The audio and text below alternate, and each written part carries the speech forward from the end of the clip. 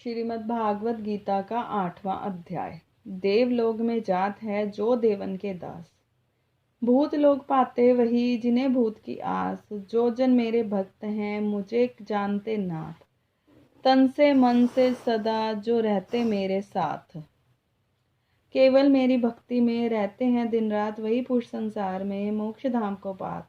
अंतकाल सिमरे मुझे हे अर्जुन जो वीर। वे योगी पाते मुझे हे पांडव सुत वीर। अर्जुन ने कहा, हे पुरुषोत्तम, वह ब्रह्म क्या है, अध्यात्म किसे कहते हैं, कर्म क्या है, आदिभूत क्या है, आदि देव क्या है, हे मधुसूदन, आदि यज्ञ कैसे हैं, और इस देह में अधिदेह कौन सा है। मरने के समय में स्थिर चित्त वाले लोग तुमको कैसे जान जाते हैं। श्री कृष्ण भगवान बोले, जो अक्षर और परम है वही ब्रह्म है। प्रत्येक वस्तु का स्वभाव अध्यात्म कहलाता है और समस्त चराचर की उत्पत्ति करने वाला जो विसर्ग है वही कर्म है। जो देह आदि नाशवान वस्तु है वह आदिभूत है। विश्व रूप जो विराट पुरुष है वह अधिदेव है। और हे पुरुषों में श्रेष्ठ, इस देह में जो आदियज्ञ है, जो अनंत काल में मेरा ध्यान करते हुए शरीर त्याग करता है, वह निसंदेह मेरे शरीर को पाता है। हे कुंती पुत्र, अंत समय में मनुष्य जिस वस्तु का स्मरण करता हुआ शरीर त्यागता है वह उसी को पाता है। इस कारण सदैव मुझे ही में मन लगाओ, बुद्धि को मेरे में लगाओ, स्मरण करते हुए संग्राम करो, तुम निसंदेह मुझे ही आ मिलोगे।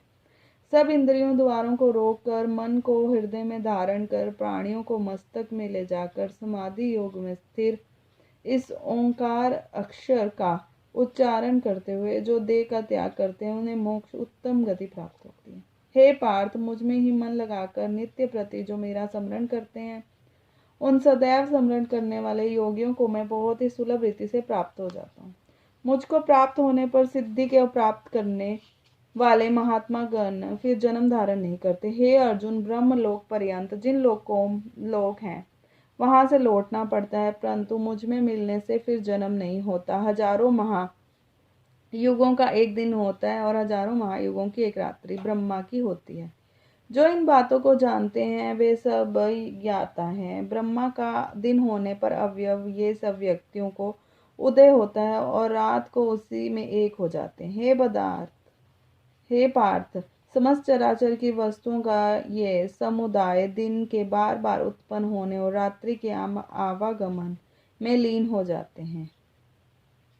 इस अव्यक्त से परे दूसरा सनातन अव्यक्त है, जो इन सब के नष्ट होने पर भी कभी नष्ट नहीं होता। वह अव्यक्त को ही अक्षर कहते हैं। वही परम गति है जिसको प्राप्त करके फिर संसार में नहीं जन्मते।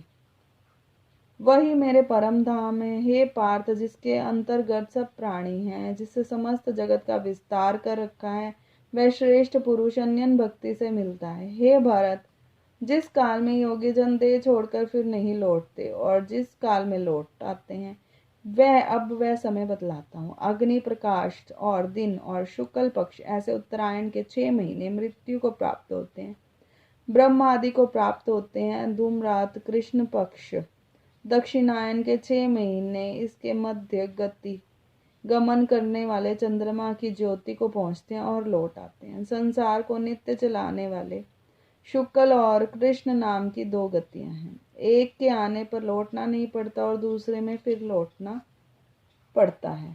पार्थ, योगी इन दोनों का तत्व जानते हैं, इसी से मोह में नहीं पड़ते। अतएव हे अर्जुन, तुम सदा योग युक्त हो। वेद यज्ञ तप दान में जो पुण्य फल बतलाए हुए हैं, योग से उन सबको अधिक ऐश्वर्य प्राप्त होता है और सर्वोत्तम स्थान पाते हैं। 8वें अध्याय का महात्म।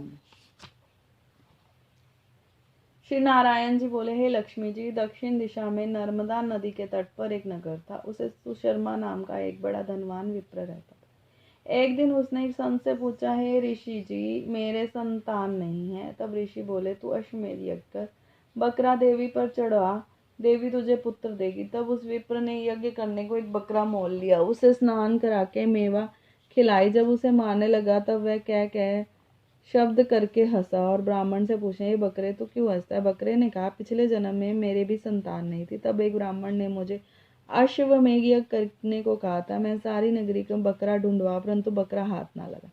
ढूंढने के बाद एक बकरी का बच्चा दूध पीता मिला। उस बच्चे समेत बकरी को मोल ले लिया।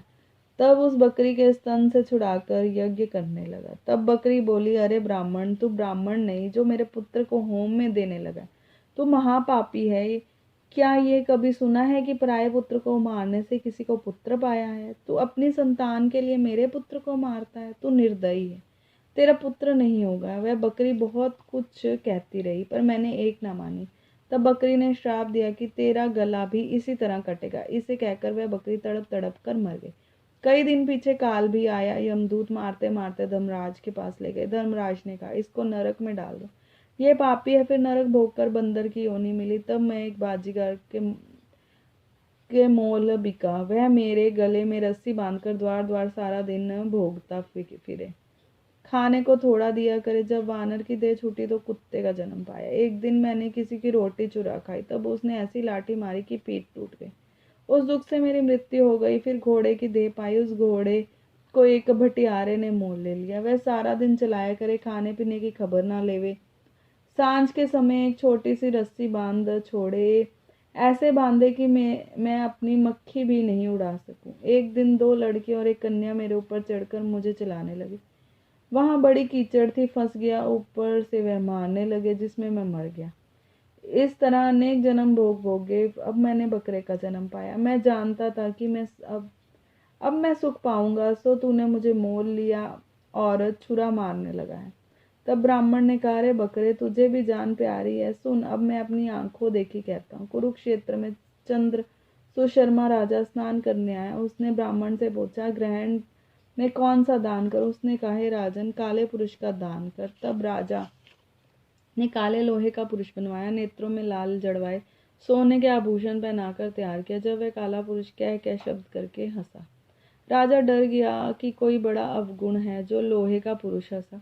तब राजा ने बहुत दान किया और वह फिर हंसा और ब्राह्मण से बोला, ब्राह्मण, तू मुझे लेगा? ब्राह्मण बोला, मैं तेरे श्रीखे कई पचाए हैं। तब काले पुरुष ने कहा कि तू मुझको वह कारण बता जिस कारण तूने अनेक दान पचाए। तब विप्र ने कहा, जो गुण मेरे में है सो मैं जानता हूँ। तब वह काल पुरुष कह शब्द कर फट गया और उसमें से कालिका की मूर्ति निकली। तब गीता के 8वें अध्याय का पाठ किया, सो वह कालिका की मूर्ति ने सुनकर देह पलटी। जल की अंजलि भर के उस विप्र ने सुनकर देह पलटी। जल की अंजलि भर के उस विप्र ने मूर्ति पर छिड़की, तो जल से छिड़कते ही उसकी देह हो गई और विमान आया जिस पर बैठकर वह वैकुंठ को गई। तब राजा ने कहा, तुम्हारे में से कोई ऐसा गुण है जिसके द्वारा भी मैं इस अधम देह से मुक्ति पाऊं? तब विप्र ने कहा, मैं वेद पाठी हूँ। इस नगर का एक साधु भी गीता पाठी था। उससे 8वें अध्याय का पाठ सुनकर राजा की देह पलटी। तब राजा देव पाकर वैकुंठ को गया और कहता गया कि ब्राह्मण, तू श्री गीता जी का पाठ कर जिससे तेरा भी उद्धार हो। तब ब्राह्मण भी श्री गीता जी के पाठ को करने लगा। जय श्री कृष्ण।